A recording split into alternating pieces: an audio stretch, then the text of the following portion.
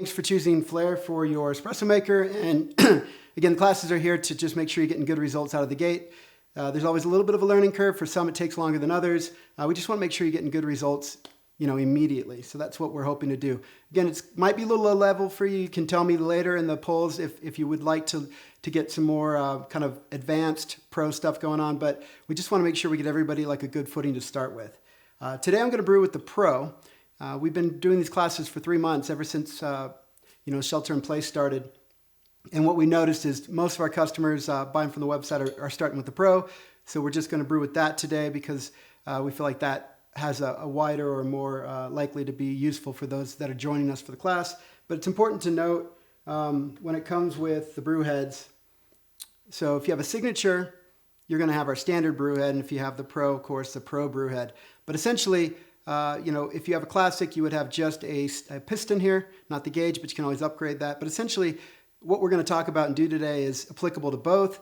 The main differences here, aside from, you've got more mass here. This is all stainless steel. This is stainless steel basket and plastic. But ratios, brew ratios, recipes, what you can use, how much dry coffee to how much water you have in your reservoir. So this holds about 70 milliliters, and this is about 60 milliliters of water. The baskets are 12 to 16 depending on your coffee, maybe 17 for some of you. And these baskets are anywhere from 16 to 22, maybe even 24 if you have a really light roast.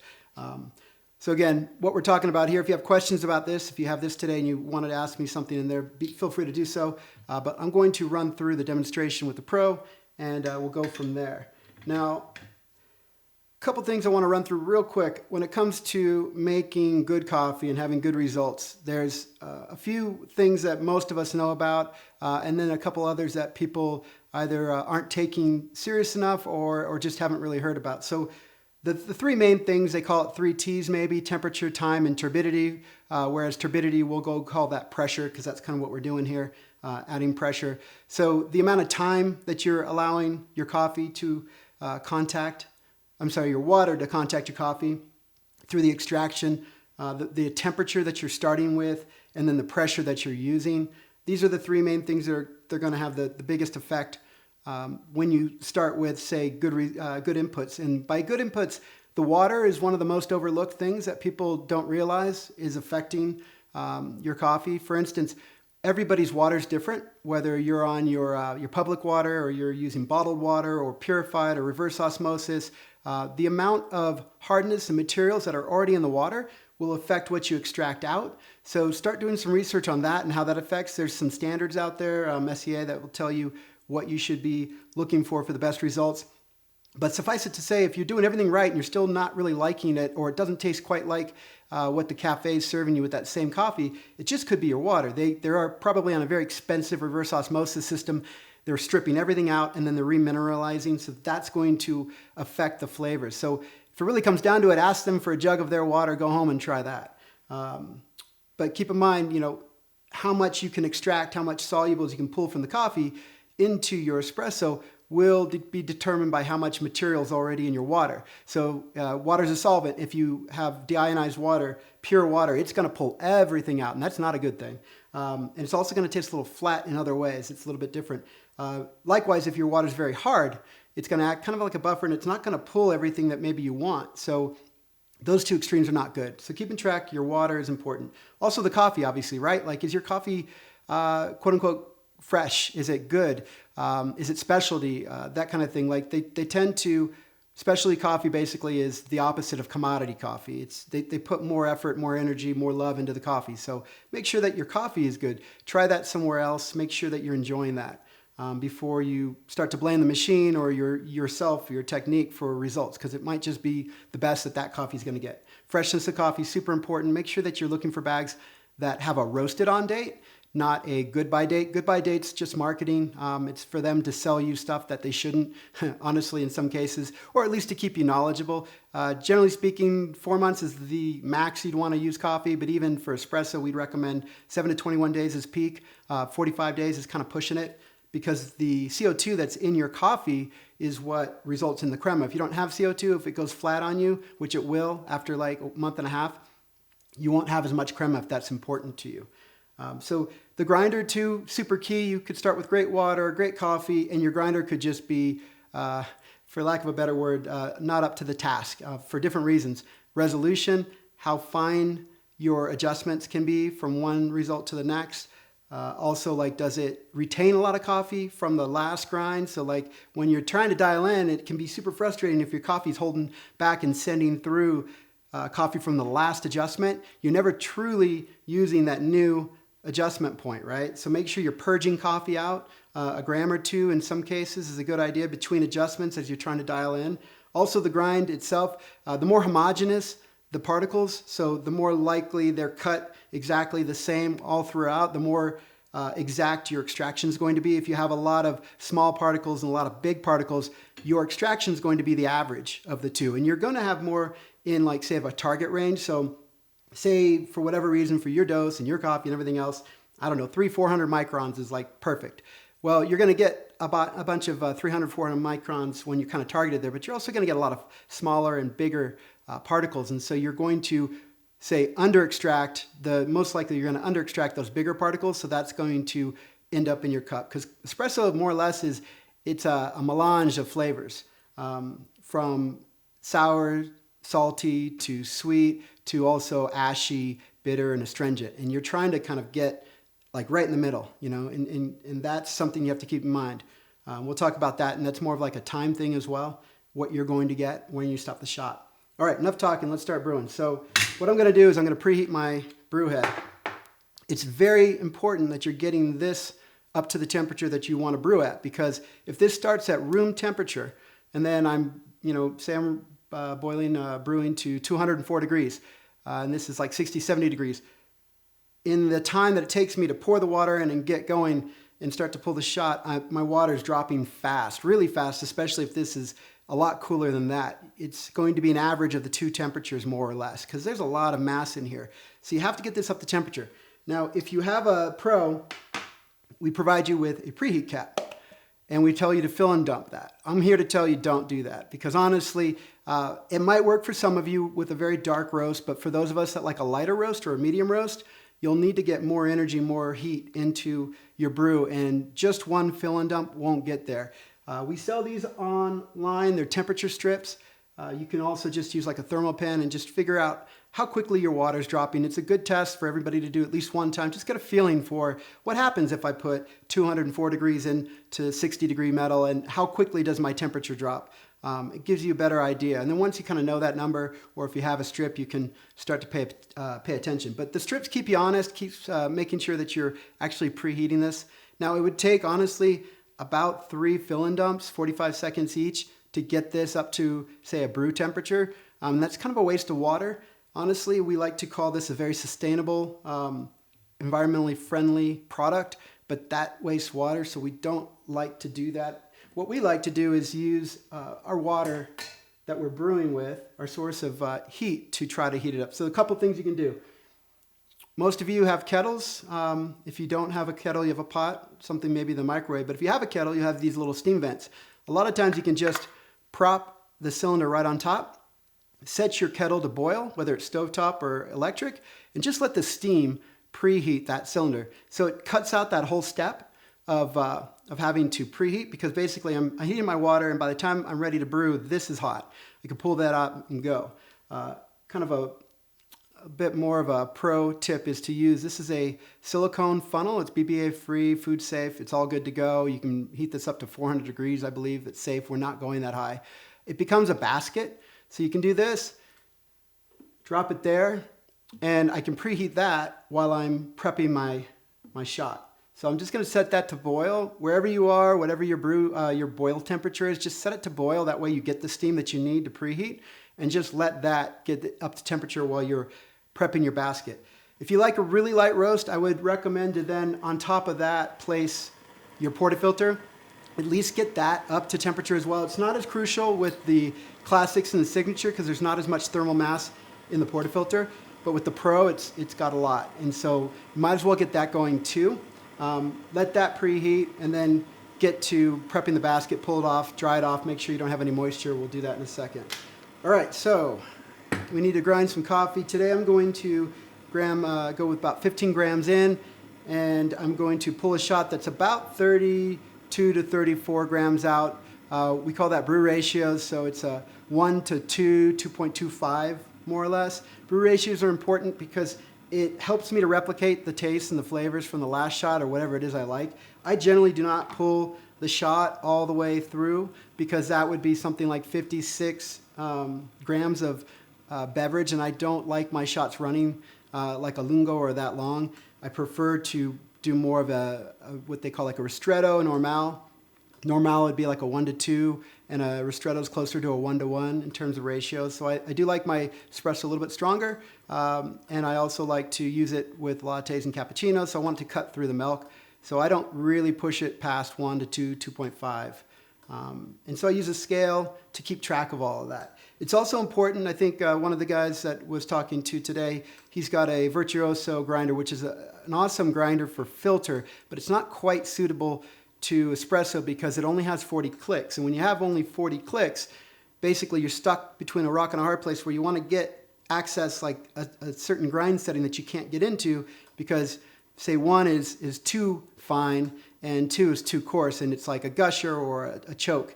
So then all you have left to play with are pre-infusions and your dose, to some extent temperature, and also temp. So keeping track of your dose at this point. So if I am stuck with a Virtuoso or anything else with less than 40 clicks, you know, some of these grinders out there only have 12, 18, 16. You really only have dose to play with at that point.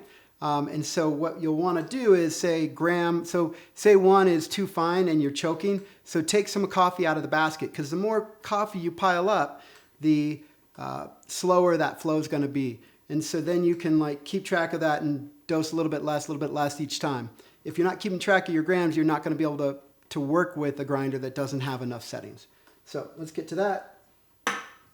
And I have a scale. This is a Weightman. We'll talk about it later. It's only 20 bucks. So if you don't have a scale yet, it's my first recommendation. Easy to get on Amazon. It has a timer function as well as a weight function, and that's clutch, I think, for espresso, is to be timing your shots and weighing your shots.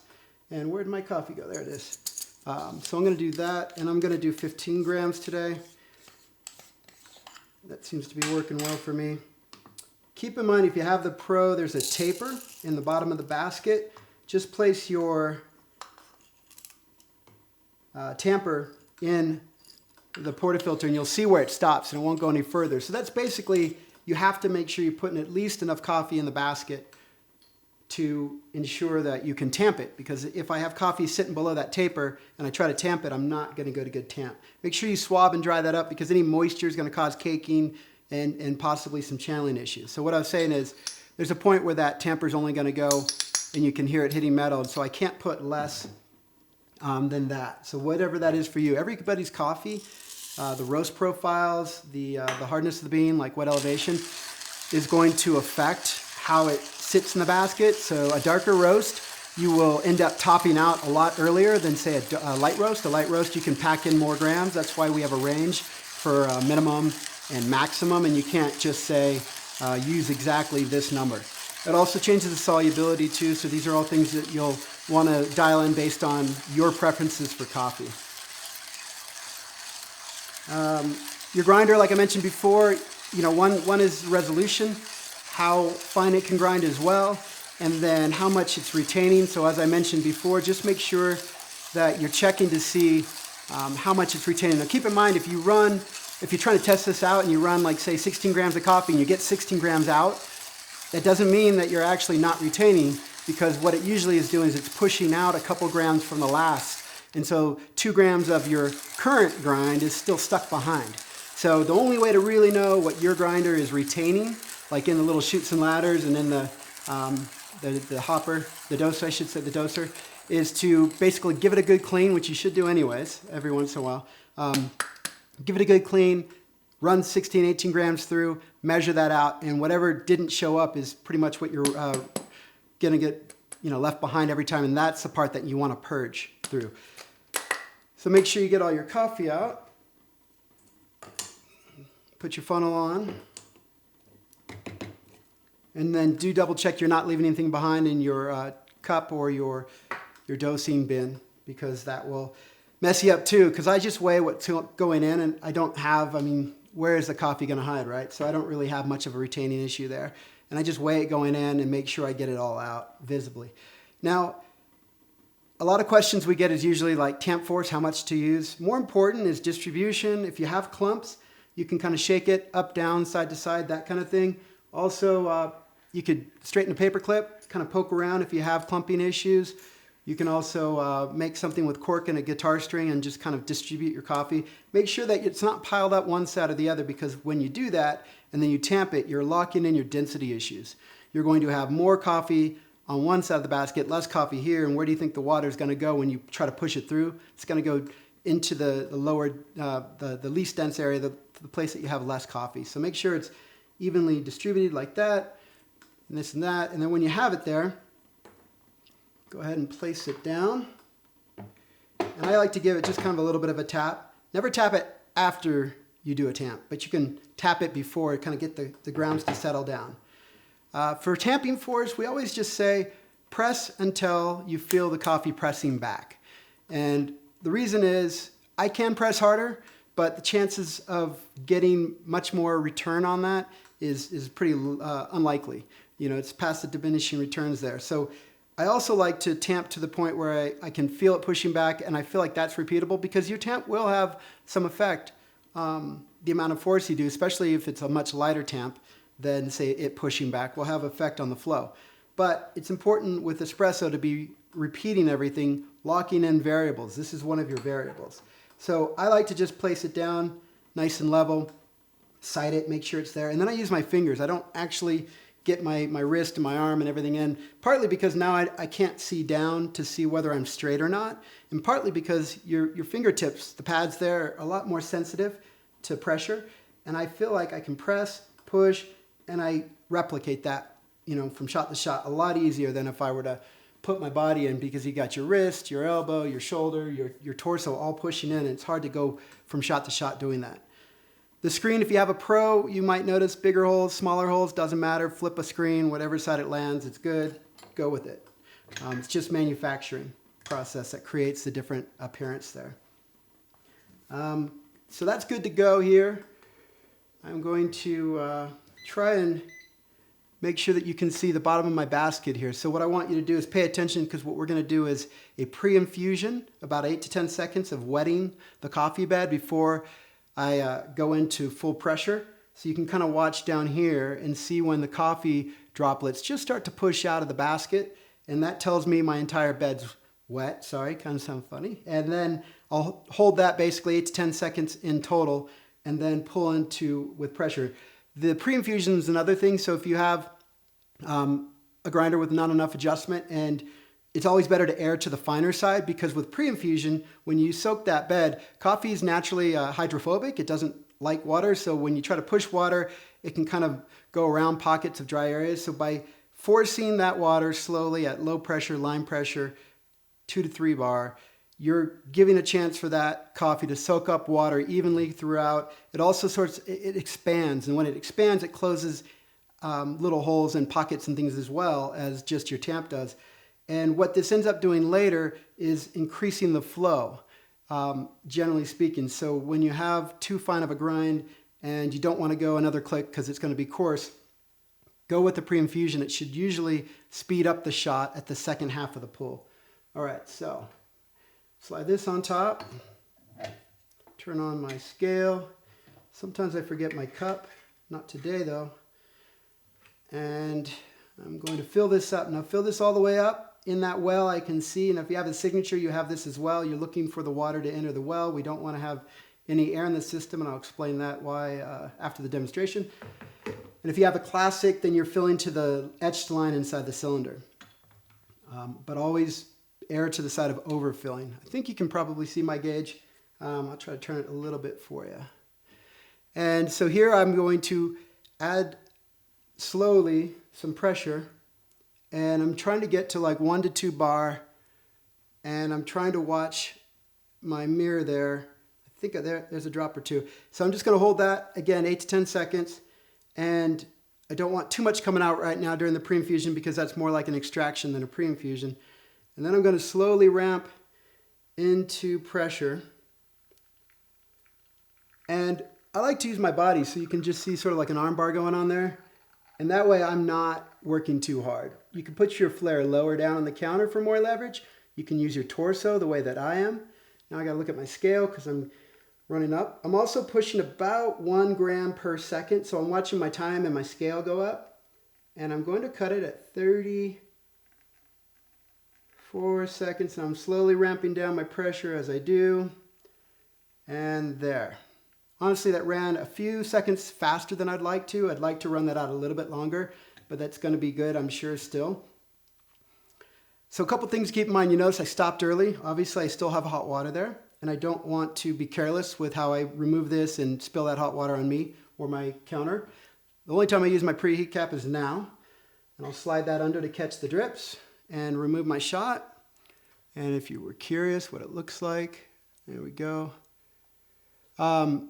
Also, another reason why I don't, so you can see it's a little bit over an ounce there and a little bit over 30 grams or 30 milliliters. And the reason why we don't like to brew with sort of watching the volume is because I see that crema there. I don't quite know how much espresso I have, so I'm not being accurate if I'm trying to pull, say, 30 milliliters, 30 grams kind of thing. So definitely use a scale that's more accurate than this. So let's set that aside and talk about how to deal with this. Couple choices. At this point, I can just keep pulling the shot and purging, and that would work too. And then when I've pushed all the water out, it's a little bit safer to take apart and use and make sure I'm not splashing myself. I tend to just not want to waste that and dirty another cup. And so what I'll do is I'll just remove this and dump it out here. So keep in mind with the Pro in particular, it's a snug fit. You don't want to just pull this up, because if you pull it sort of on an angle, you can leave behind the portafilter, which means you're opening this up and leaving the water to enter on your counter. So make sure you kind of push up like this as you pull up, and you get the whole thing together and you don't leave anything behind.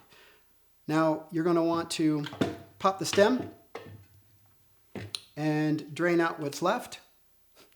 And keep in mind there's always a little bit stuck down there because the port to add water is in the middle there. So I'm going to be a little bit careful when I still pull this apart. Just give it some twist. Now, a question we get a lot of times is, what if I want to pull a second shot back to back? The easiest solution would be to just buy a second shot. Buy another one of these, get it preloaded with coffee, ready to go. And then I can take this already preheated real quick and swap it back in. I don't need to preheat that again if I were to just pop it off, put it on top of a fresh portafilter, fill it with water and go. So that's ideally how I would do it. The other option is to quickly clean this out. So let me show you that in a sec too. But first, how do I get that plunger back up safely to the starting position? Use your dose cup. And now it's back to the top. I didn't have to touch any hot metal. So that's how I would do that. And let's set that aside here for a second. So my hands are used to temperature, so I'm okay to do this. You might want to rinse this real quick, 5 seconds, 3 seconds under cool water. But just tip that screen up, pull it out, dump that out. And then I have a towel here. You don't need to run this under cold water. In fact, I wouldn't recommend it because I've got temperature that I want to keep. It's nice and ready to go. And then just, hopefully you'd already pre-ground the coffee. You start over again and go real quick that way. So that would be the recommendation if you don't have a second shot on hand. And if you do, that's how you can get that going pretty quickly. Now, the other thing to keep in mind, as we mentioned before, your espresso is a melange of flavors. Again, salty. So if you were to basically start a shot and then have, say, 4 cups on hand, and as you start the shot, you have 1 cup there, and then after about 4 or 5 grams, you pull it out and then swap another cup and another cup and another cup. If you were to do that through the duration of the shot, what you'll find is that first shot tastes a lot different than the last shot. And then as you get towards the middle, you're going to actually go like, oh, that tastes like espresso. That's what I want. You start with the salty and the acidity, sour flavors, and then you get to the sweetness of the coffee usually, and then you start pulling stuff out of the coffee you don't want. So that's where brew ratios are important, making sure that you're stopping the shot when you've received what you want out of the coffee and you don't really want what's left behind. And the amount of coffee material that you start with, so I started with 15 grams, you might start with 20, will dictate where that is that you want to stop. And through some trial and error, you'll figure that out. All right, set that aside. So what I want to mention though is this is kind of like a stratified beverage, right? So the beginning, the heavier stuff, the heavier materials, the salts and whatever are down here. And then as I go up, I'm less likely to have the same taste here as I am here. So if I just start drinking this now, it's going to taste different from the start and finish. I'm probably not going to like the finish. So you should always take a spoon. They think swirling doesn't do a whole lot, but I guarantee you that when you do that, you're going to get it pretty well incorporated. So before you go to drink the shot, make sure you're incorporating everything one way or the other to make sure that you're actually getting that beverage even and not, yeah, like I said, it was 33 seconds, 32 seconds. It turned out great. Keep in mind the amount of time that you're going to want to pull your shots on the Flair system is generally a little bit longer than what you read on the internet. Pros, commercial machines, those machines, those expensive ones, generally have a larger basket, 58 millimeters. Ours are 46, and on the Signature and Classic, 40. So if I take that same 18-gram dose, if you go into your barista and say, that was amazing, what did you use? What was the time? What was the grams? And he says, oh, I used 18 grams, and that was 33 seconds out. And then you go home and you try to replicate that, you're basically putting that same 18 grams into a taller vertical space, and that adds to the resistance. So if I'm going to want to replicate what they're doing, I need to grind a little bit coarser because I need to reduce the resistance a little bit to make the time or close to the time that they were pulling their shots. Also, along with that, as you grind a little bit coarser, your particles are a little bit bigger. They require a little bit extra time in contact with the water. So I would say extend that time. So if they said 33 seconds, multiply that by about 1.2, 1.3, and that should be what you're targeting for a pull. Don't try to replicate 25, 27 seconds. Most people will tell you you're not going to get a great result at a shot that took less than 30 seconds. In fact, 35 to 40, 45 is where we recommend, and that is just the pull time, not the pre-infusion. Two separate times to keep track of there. So keep in mind you should be running your shots a little bit longer. Ignore some of that information, or at least don't stick to like, 25 to 27 seconds is what everybody says is espresso. Also pressure. You don't have to hit 9 bars. We're measuring the pressure right here in the brew head. And so we're getting a very accurate pressure for what is the coffee bed is experiencing, whereas most of those commercial machines and other machines, prosumers, consumers, they have a pump back here, they have the brew head, the group here, and somewhere in between is that gauge. And that gauge, the pressure starts at maybe 9, 11 bars up here. By the time it gets down to my brew head, there's a pressure drop, because out here you're talking atmospheric pressure, like all that pressure is gone, right, down here. So somewhere in between, it's not 9 bars. And so the 9 bar thing is kind of a misnomer for folks because they're looking to hit 9 bars when really those machines are brewing closer to 8, 7.5, 8, 8.5. So start experimenting with 6 to 8 bars. Most of my shots are in the 7 bar range. If you're dealing with sprites, sprays, spurts, these kind of things with a bottomless, first of all, try to use a spouted portafilter to start with, because while you're dialing in, you don't want your mess. You want it to stay under control and clean. Second of all, when you do get to bottomless and you're pretty dialed in, but you're still having some sprays, it's generally examples of channeling. So when water's moving through the coffee bed faster in certain places than others, that velocity change causes like a jet of water. Same thing if you stick your finger over your hose and you're spraying your lawn, you're shooting water further, faster, harder. That's kind of what's happening here. Keeping your pressure down, 6 to 8 bars, 7 bars will reduce that. Also better puck prep, distribution, that kind of thing will reduce that. Keep your dose a little bit lower. Chances of having channels a little bit better that way.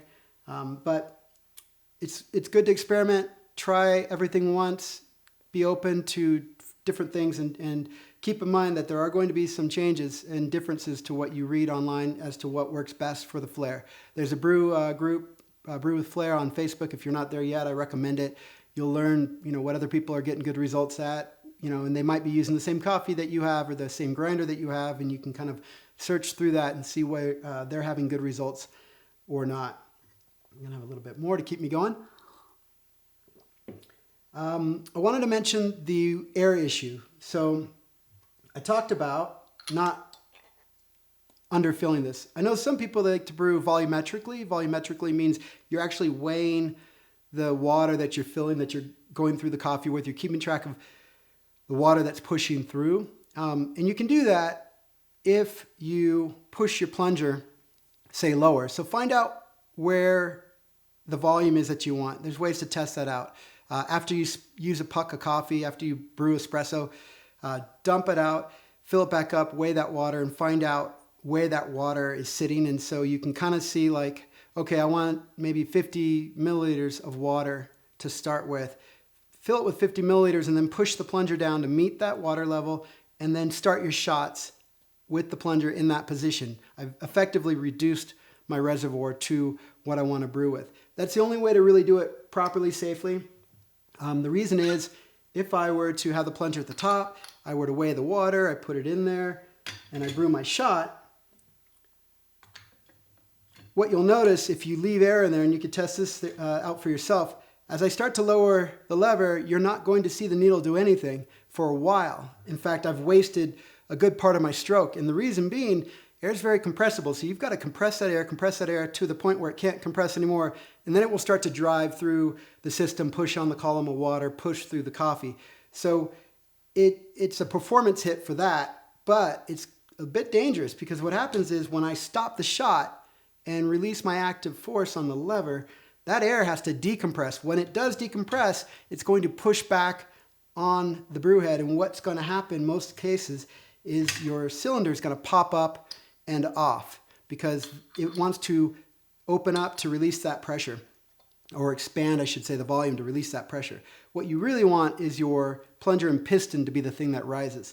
So this goes for if you choke a shot, which means you ground too fine and you're not making espresso and you don't know how to deal with it. You can't just let go of your lever immediately, because again, you've pressurized the system and that pressure needs to go somewhere. It's not bleeding naturally by making coffee.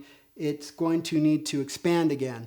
And you want the only thing to expand or move is the plunger lifting up to increase that. So take your free hand that's not on the lever, hold down your cylinder, then you can let go. This will naturally rise up and it will open up and bleed the pressure. So keep that in mind too. If you feel like you might be in trouble and not be able to pull a shot, take your hand, hold this down, let this be the thing that rise up. Also, if you slowly release pressure, ramp down, that usually works. I don't generally need to hold this because I know by now how slowly I need to release that active force, ramp up or ramp down on pressure, so that this has a chance to rise and this doesn't. So that's kind of a best practice. Real quick, I'm going to run through a few more things that I want to point out, and then we'll go through the Q&A part. I think we're doing good on time. What are we at? I have to see the time. I never know when to find that. Okay, yeah, we're good on time. So some things that happen to occur for the customers. One of the first questions we get is, oh, I'm doing everything right. Something's wrong with the gauge. It's not working. It's probably not the gauge. It's probably you haven't built up the resistance that you need in the coffee bed. And that means you need to grind finer, maybe add some more coffee, increase your dose, maybe tamp a little bit harder. If the gauge isn't working, it's almost always the case that you just haven't created the resistance. We have to create resistance to create the back pressure. It's the back pressure that we're reading here. So the gauge, the only time that's probably going to be the case is if you see water coming out, because if you have a pressure loss or a leak, you would see it visibly somewhere here. There would be water leaking. And so, you have O-rings. Check all your O-rings. Make sure that they're all good. There's also 2 O-rings here that you should be mindful of. There's one right on the stem, and then there's one right in the pocket, which I can't really see. You can't see from there. Oh, it did come out a little bit, so you can probably see that guy. So if you do have a leak right here, confirm that you have 2 O-rings, confirm that they're not damaged, and then make sure that you thread this back on to the point where it's snug. If it's not snug, that O-ring in there is not going to seat with the stem, and that's probably where you're leaking. So you tighten it back down to where it's finger tight, so right about there. I can feel it's tight. And obviously this is not good for viewing for me, so I want to back it out just enough, no more than 3/4 of a turn, so I can see it. If I were to continue a full turn and a half, I've unseated that O-ring, I'll have a leak. And generally speaking, you have O-rings here, and then you have 2 along that plunger. So again, if you don't see leaking, if you don't see water spraying clear water, you might see sprays here, but that's probably coffee and that's channeling. But if you don't see clear water, you don't have a pressure loss, you don't have a leak. It's just resistance. Sprays and spurts, like we mentioned, pull your shots 6 to 7 bars for a while until you can get those under control. Do a better job of tamping. Keep in mind, sprays and spurts could mean that you're grinding too fine, and so you're blocking certain parts of your filter, and the water is going in other directions and coming out fast, and so you have, again, this differential in velocity. So coarsen up your grind perhaps a little bit.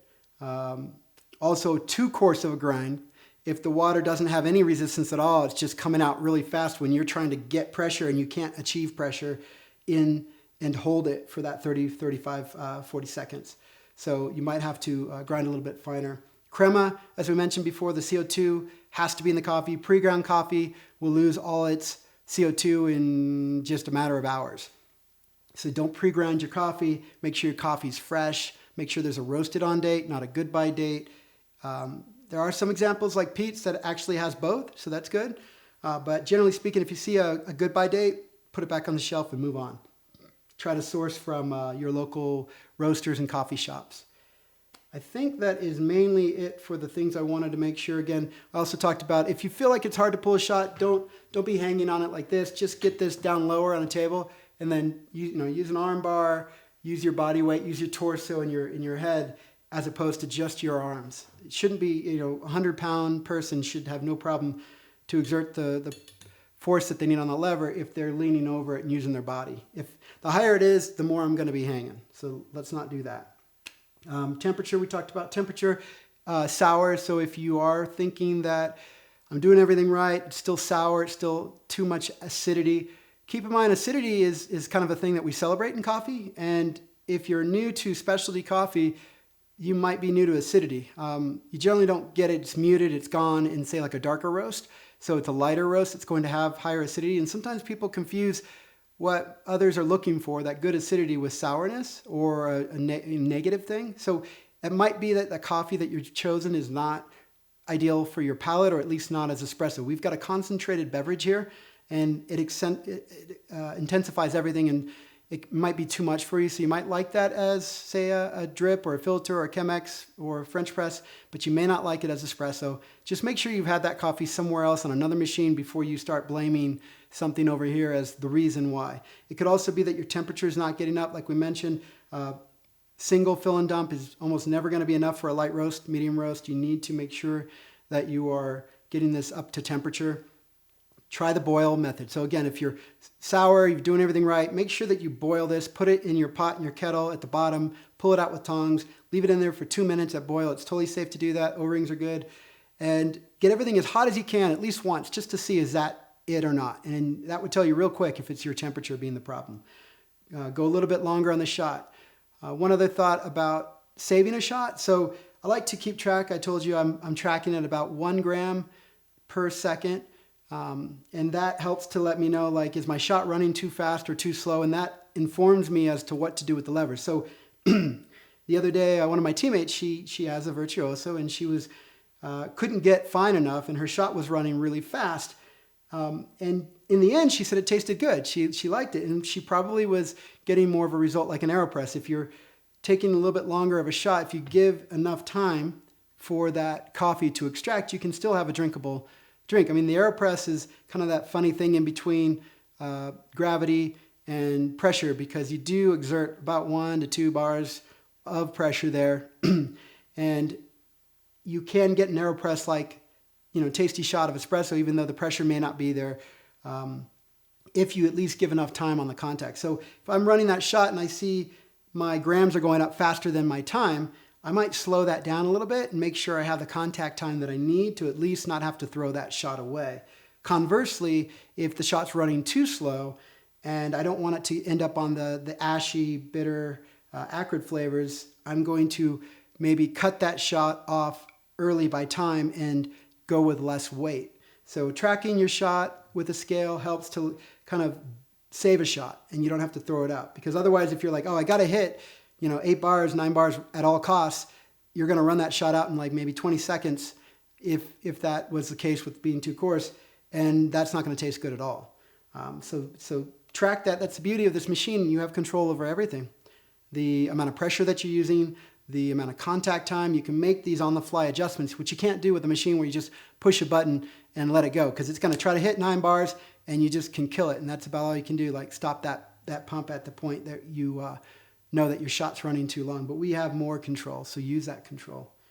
I think that's it. I'm going to stop talking and quickly look in chat, see what I have here. I'm also first going to take that poll down. Thanks for answering that. And I'm going to pop another poll on there for you. And if you could take care of that poll while I'm talking more, get that out of the way. And let's look in the chat and see what we got. How about the Barista Encore? So the Encore and the Virtuoso, as far as I understand, they're pretty much the same grinder, aside from some extra whistles and bells and advantages. And the problem, again, they're great filter grinders, but they don't have more than 40 clicks, and 40 clicks is not enough. We recommend at least 60 clicks, 60 adjustment points. More is better. And so again, they're excellent grinders, but they're not suited for espresso. I'm pretty sure if you go to their website and look to see what they recommend it for, they probably aren't recommending it for espresso. So again, what you have left to you is play with dose, play with pre-infusion, and play with, what was the other one? Camping to some degree. So yeah, the Barista Encore and the Virtuoso are identical for the most part, and they're not quite there. What's a good scale to fit right under? So again, here's the Weightman. That's what I got. It's like 19 bucks. Perfect fit. Put my drip tray back. So that works well. This is the Pixis. It's more money than most of you want to spend probably. It's like $200 and something. It's beautiful, it fits there, it's amazing, but what do you really need a scale for? Time, and this one is accurate enough. So that fits there as well. And then the Akaya has another one, the Lunar. There's also the Smart Barista, no, the Smart Scale 2 from My Barista. And there's probably some others, but like the Harios don't fit from what I understand. The big scale from Akaya doesn't fit. So, but again, bang for the buck, 20 bucks on Amazon, called the Weightman. Grab that one. Can you give some advice on how to obtain proper pressure without a pressure gauge? So yeah, if you go to our Instagram account and go to my IGTV, I did and I'll probably update that soon, but I basically pulled a shot on a bathroom scale and I tracked it with pressure data so that you can see basically at what point, a certain amount of lever force is generating pressure. Now keep in mind the Pro is going to be a little bit different than the Signature and the Classics because the surface area, the basket's a little bit smaller. So if I want to hit 9 bars in the Pro, I need to get to about 50 pounds of force on the lever. And if I want to hit 9 bar on the Classics and Signatures, it's more like just under 40, maybe 38. So get a scale out, and if you have the Classic and Signature, try to hit about 38 pounds of force while you're pulling a shot.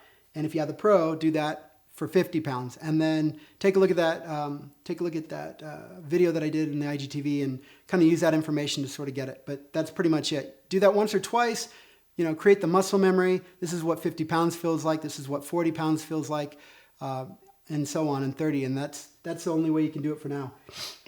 If you don't have a gauge, you obviously have the Classic and the Signature. So that is, again, 38 to 40 for the 9 bar. And then that is the video that I have. It's with the Signature, so you can then track that pretty well. I have a leak between the brew head and the portafilter. Really? That is not something we have too often. So you're saying you have a leak between here and here. The only thing it could be is that right here. So send us an email at service@Flair Espresso so we can look at it. But just pull this out and inspect for any cuts and damages. Now, if you don't have any cuts and damages, then it's a process issue. These are machined CNC stainless steel. There's no chance that there's a problem. I would say no chance, not likely. Very, very 99.9% chance. There's nothing wrong with these two parts here. It's got to be this or it's your process. So please send us an email and we can help you out with that. But it's just that O-ring, and we can quickly send you a replacement, and we are sorry if that is the case. We'll quickly get you going again. It could just be that you are allowing this to rise up and you're getting the leak from there. I don't know. We can check that out through service here. Sorry about that. Well, budget grinder. There are so budget and grinders. Those two things tell me right there that espresso's not going to work. And by budget, unfortunately, the cheapest grinder that I'm aware of that does a decent result is the Ace 48 on Amazon for about $125. That's the budget. You go less than that, you're not going to get a good result. And then most likely you're going to have to keep going up from there. Onesie Presso has the JX Pro. That's about $150. This is the Flair Royal grinder. This is $179. We're also offering you today and tomorrow, if you just mention that we have a code for this, for just the people that join us, to get a $20 off, so you can bring that down to $159. So that is the Royal. And then after that, for hand grinders, it goes up to $200 and $250 and $300. For electric grinders, I don't know of an electric grinder under the Smart Grinder Pro from Breville is suitable. It's about 60 steps, 60 clicks. Does all right. Certainly people are using it, but I would recommend going above that. Usually $250 is kind of where you need to spend on an electric grinder to get a good result. I like hand grinding. I love the smell of the coffee as I'm grinding. I know it's more or less zero retention. I'm not having coffee stuck behind. It's tactile. I like the all manual. So I would just recommend hand grinders. And also the nice thing about spending a little bit more on the grinders, not only do you get a better grind, but you get a faster grind. Like that maybe was a minute. I don't know, minute and 10 seconds. If you get a budget hand grinder, you're going to be there for 5 minutes grinding. And that's just too much time for me anyways. Would you, would the temperature of the chamber be responsible for not getting up to pressure? Temperature absolutely will have an effect. Test it out yourself. You can make a cold shot of espresso. That's the other awesome thing about the Flair. You can't do with the pump machine, because the moment you turn on a pump machine, it's starting to heat up. You can use cold water. You can use room temperature water, and try this out for yourself. Just grind. Once you get it kind of dialed in to something you like in terms of pressure on a hot shot, do everything the same. Put in cold water and watch how quick your lever is going to go down, because the chemical reactions, the extraction of the solubles, and the way that the CO2 is interacting with the pressure, all amounts to far less pressure in the system. So you'll pull that shot in maybe 15, 20 seconds max if you're using water that's cool or cold versus hot water. So yes, temperature. Brew with Flair Group, guys. It's in the poll there also, but definitely that's a good place where people are experimenting, sharing, giving information. Get a notebook, start tracking variables. You're going to have to keep track of these things and for yourself, because what I like and what you like are going to be different things. What are you using? Like I use regular cow milk. Maybe you use almond milk or oat milk. These are all things that are going to change your ultimate preferences and how you want to run your shots. Do you want to run them shorter or longer? If you don't add milk, then you probably are going to enjoy, say, a 1-to-3 brew ratio. So you're going to want to say 15 in to 45 out. I don't know. It's up to you. These are personal questions, and you can also get in the group and talk. There's a lot of nerdy people that like to get into this. So if you're a coffee nerd and want to get deep dive into it, that's where you do it. All right. I think that is the last question. So, hey, if you guys want to ask me questions in person, or if you want to, you want to show me something you have, or you have any questions, feel free to unmute and ask me at this time. Otherwise, we can say goodbye. Any other questions, guys? Anything else you want to share? Anything else you're curious about? Actually, I had a quick question. Yeah. So I was brewing along with you, and when I was doing my pre-infusion, I noticed the coffee was coming out of the edges first, and then sort of slowly filtered to the middle. Is that sort of normal? Is that indicative of packing it too tight or too fine? Or good question, and that is kind of one of the number one things that come up in the group. People want to know. So there's a couple different kinds of channeling. There's a channeling that happens in the middle of the puck, sprays and spurts. It still generally happens around the edges, and the reason being is side channeling. Side channeling, you've got this really smooth stainless steel, and then you have the very coarse, by comparison, coffee. So where do you think the water is going to have an easier time going? It's going to be along the edges, along the sides. So it doesn't matter what you use, whether it's R46 or 58 basket or 52 or 54. Side channeling is always that thing that is most likely to happen. You'll have more water kind of going down the sides than you will through the center. It's a little bit more of a challenge with our baskets because we have, say, deeper and narrower baskets. So again, remember that resistance. So if I'm grinding, say, 15 grams and I'm pulling a shot and then I want to updose to, say, 20, I can't grind at the same fineness because when I just added that extra 5 grams, that's going to add a lot more resistance to the system. So similarly with a deeper, narrower basket, by default, we're giving the water more time, more opportunity to kind of slide down the sides. And so that's why you'll see it first show up around the edges. It's really hard to mitigate this for a couple reasons. One, most people's grinders are not putting out a homogeneous grind. If you've ever heard of the EK43 or the Legume P64 or the Flat Max, these big flat, I don't have it on me, but big flat burr grinders, they basically cut every grain very close to the next. And so when you have that, you'll have less fines, definitely less boulders, and the water will push through that coffee bed more evenly. And so those are ones that are hard to end up with donut. We call that a donut extraction, one of the ways that we term it. It's hard to have that because the water is just rushing through the coffee as fast as it's rushing around it. So the better your grinder is, the less likely that's going to happen. If you have an inexpensive burr grinder that has issues with wobbles or alignment, smaller burrs or conical burrs versus flat burrs, you're going to have more fines in there, and the fines themselves will kind of choke and hold back resistance, which could or could not. The old school Italian espresso loved that really viscous, heavy shot, and so the more fines you have, the more you get that. But you can also get blocking and jamming of the holes, and then the water's going to go around it. So the grinder will have an effect on that. Lower your dose if you don't like it. If you don't get the center filling in here, it means you've gone around too fine. So watch that basket with a mirror like you are, and if it starts here but fills in pretty quick, you're good, no biggie. If it starts there but stays there and you get you see a lot of metal left behind throughout the whole shot, you're too fine. Coarsen your grind or lower your dose. Find that balance between getting the viscosity and the extraction strength you're looking for, but also getting an even extraction across the whole basket.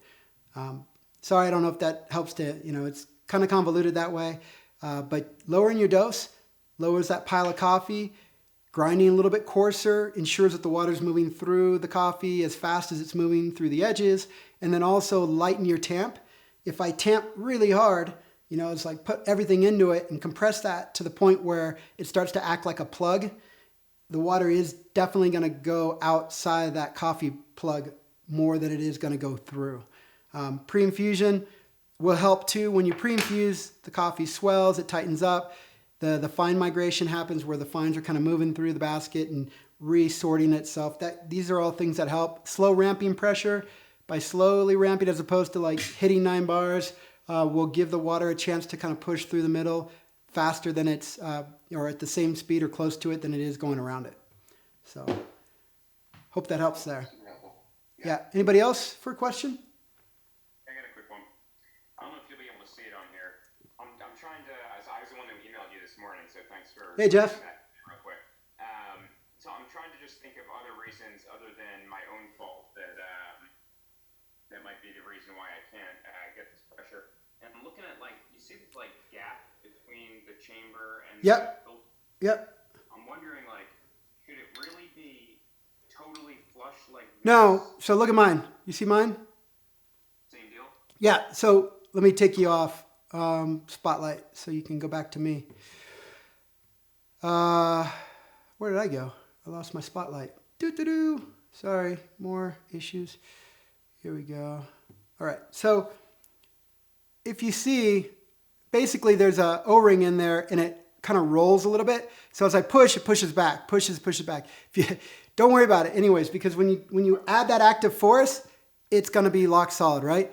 If it bothers you, if you're kind of OCD about it, just twist as you push and it generally tightens that up and closes that gap. But again, it's not at all when I put, this is a 9-to-1 mechanical advantage. When I start to add force there, that all stays locked together good. So there's nothing to worry about. And that little gap there, again, it's just the nature of that O-ring. If you kind of play with that O-ring, you can see that there's a little bit of a roll action going on there. It will move up and down just a little bit, and that's why when you push it, it rolls back open. But if you really care about it, just twist as you push, and you can get that snugger. But again, there's zero reason to do that. Anybody else for a question? No. All right. I'm going to recommend this to everybody. It's that funnel. Get it, put it in, get a set. Depending on the kettles that you have, so like if you have a Bonavita or a Barista, a lot of these, then you're going to want, say, 3 inches. If you have a Stag, you're going to want 4.5. Buy a set. They have like large and small, and then you can just buy a set on Amazon for $6-8 and find the one that works for you. And then just snip off the part. Fits right on there. And again, it takes the whole preheat part out of this equation, makes the workflow super fast and easy, and it ensures that you're getting the temperature of that brew head up to the temperature that you're brewing with. So when you add the water, you're not losing that thermal. Somebody was talking about that the other day, saying that they had the thermal loss in the espresso. As much as they enjoyed it, just felt cool to their mouth. Preheat your cup. Make sure that you're getting your cylinder up to temperature by boiling it or steaming it for a full 1.5 to 2 minutes before you use it. Do the same if you have the Pro, and he did. Make sure this is also getting up to temperature with it. If all this is that same temperature and your cup is preheated, that espresso should not taste cool. It should be hot. Yeah, I think that's all I have for you then today. So again, I want to thank you all for joining me, and I hope this was helpful. And if there's other questions that pop up, service at Flair Espresso, you can reach us there.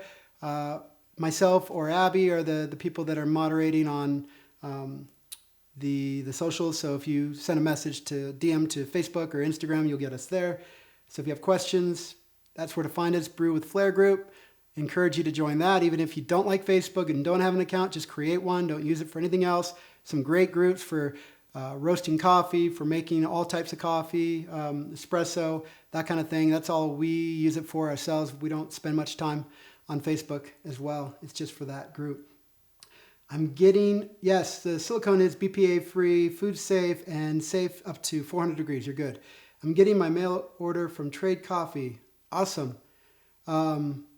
Yeah, Trade Coffee is a good place. You can get pretty much any coffee from most of the best roasters out there. So get your fresh coffee from them. I know that they drop ship that like soon after you place the order, so you're going to get fresh coffee. Try to use it in the first 7 to 21 days. All right, guys. Yeah, thanks again for joining us, and we'll see you hopefully soon enough.